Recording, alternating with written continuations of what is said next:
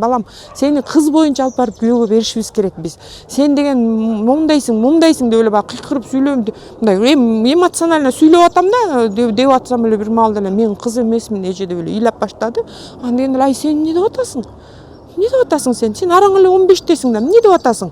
Деп ошентсем эле мен эч жагы эле аны менен жатып жүрөм дейт. Кокуй анан энең билеби? Болду, ошондон башталды. Ошондон таңды таң атканча уктаган жокпуз. Ыйлайт, улам айтат, улам бир эпизодду айтат, улам бир эпизодду айтат. Шыса ошентип таң атканча уктаган жокпуз.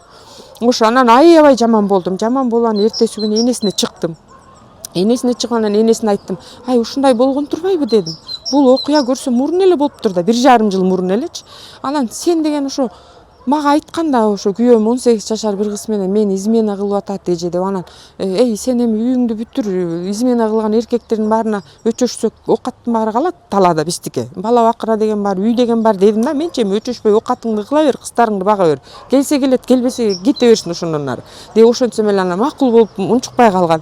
Андан эле 3 күндөн кийин кайра күйөөсү менен достоштум, жакшы болуп калдым деген ошол эпизоддорун эстеп атам да. Ошону эстегенде кыжырдануум күчөп огош бетерчи. Анан тим эле элдештик, анан менден кечирим сурап көрсө ошол кызы менен болгон окуя экен да.